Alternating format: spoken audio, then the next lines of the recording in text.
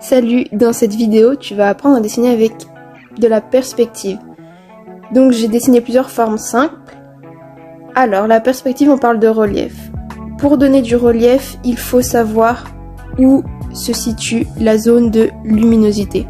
Supposons qu'elle se situe ici, où il y a la petite flèche jaune.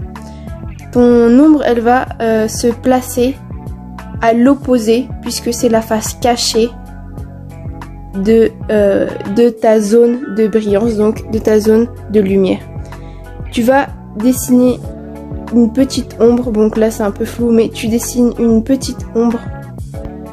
Cette ombre, elle va te permettre de donner un effet 3D à ton objet. Donc on voit qu'au début j'avais un simple cercle et qu'ici on observe de plus en plus une sphère. Pour renforcer davantage cet effet 3D, je vais venir encore plus assombrir le côté obscur de ma sphère. Dès que tu as fait ça, il ne faut plus qu'à rajouter l'ombre, puisqu'on parle d'un objet 3D et tout objet 3D a une ombre.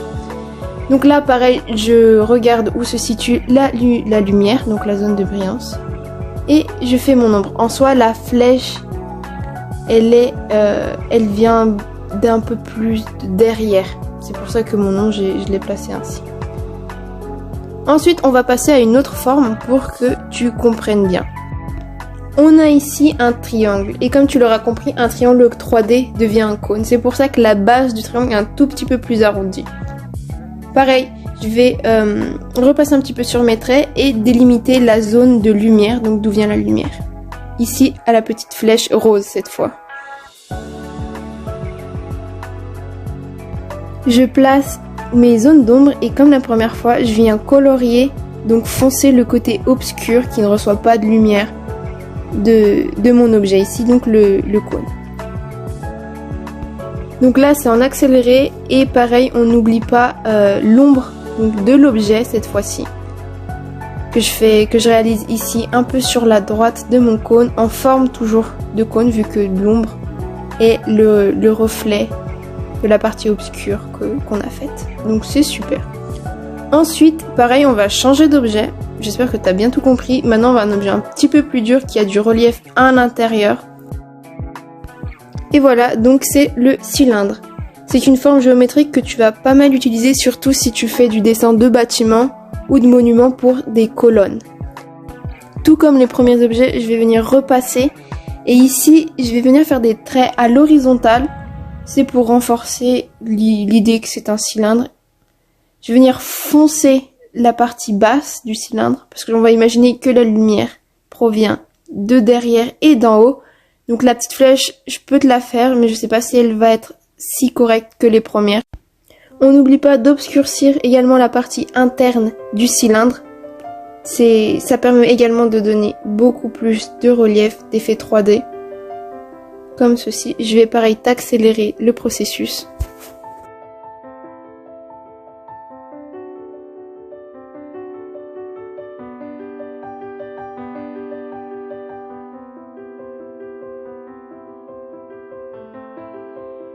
Super, c'est fini. C'est important que tu t'entraînes avec des formes simples, géométriques basiques, puisqu'on va les retrouver dans à peu près tout, en fait.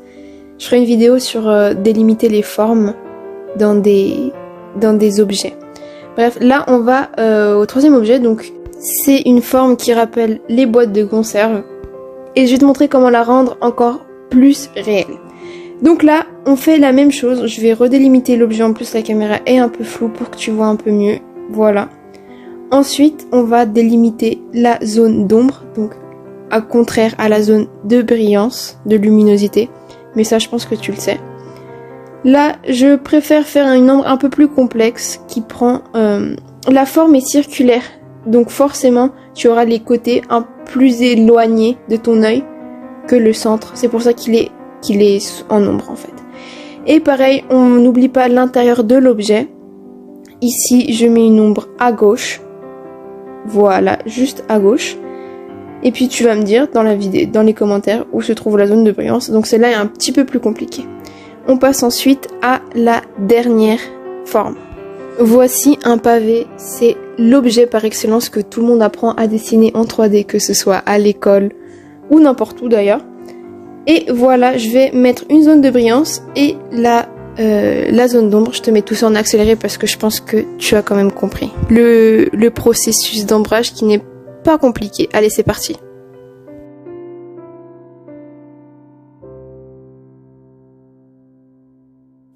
Alors je me suis rendu compte que la caméra devenait de plus en plus floue et qu'on ne voyait absolument rien.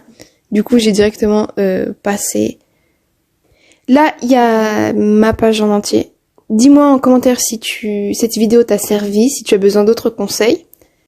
Tu sais maintenant placer tes ombres et donner du relief à un objet 2D qui devient donc 3D. Dans son carnet je ferai plein de petits cours de dessin, donc beaucoup plus de techniques. Allez, on se retrouve pour une prochaine vidéo.